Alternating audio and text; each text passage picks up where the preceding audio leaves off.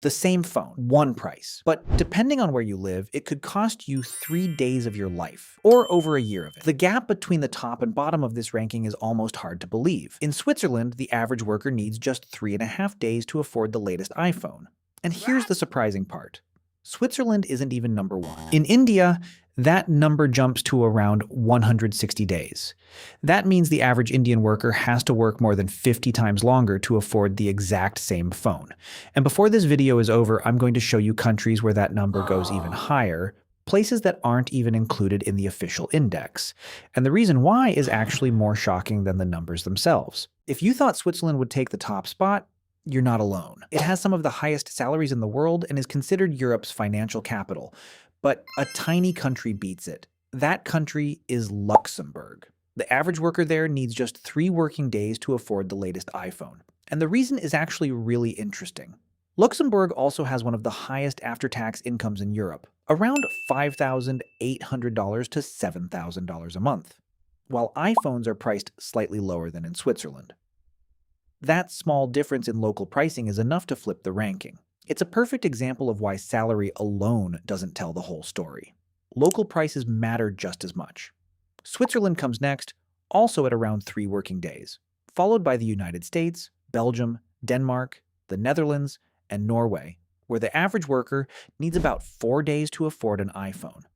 For reference, the average American earns roughly $300 per working day. Germany, Canada, Australia, Finland, Austria, and Ireland all sit at 5 working days. France and Sweden come in at 6. British and New Zealand workers need around 7 working days on average. So far, the spread between the best and worst in the wealthy world is about 4 days. That's not nothing, but it's manageable. The real story starts when you leave those countries behind. In Vietnam, it takes 99 days. The Philippines, 101. Turkey, 89. Brazil, 77. We're now talking about months of work, not days. And remember, this index assumes you save every single dollar you earn. No rent, no food, no bills, just work and save. The real timeline for most people in these countries is dramatically longer. And then there's India. The average worker there earns roughly $260 a month, which, just to put it in perspective, is less than what many workers in wealthy countries earn in a single day. Now here's the part I mentioned at the start. The part that most indexes don't include, and the reason why is actually part of the problem. Many African countries are left out of the official rankings because reliable wage data simply isn't available. But estimates based on local salaries tell a story that makes India's 160 days look almost reasonable by comparison. Take Nigeria. Depending on the wage data used, buying an iPhone can require somewhere between 300 and 370 working days. That's over a year of work. Then there's Ethiopia, where the average monthly salary is often estimated at somewhere between $80 and $150, depending on the industry. Import duties play a major role too.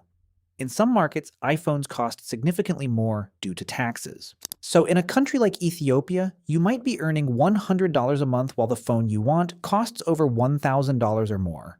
After import costs and limited supply drive the price up further. Converted into working days, that's potentially 400 to 600 days, and that's assuming someone could somehow save every single dollar they earn.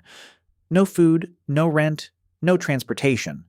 Just the phone. In the end, the real price of an iPhone isn't measured in dollars, it's measured in time. So here's the question I'll leave you with.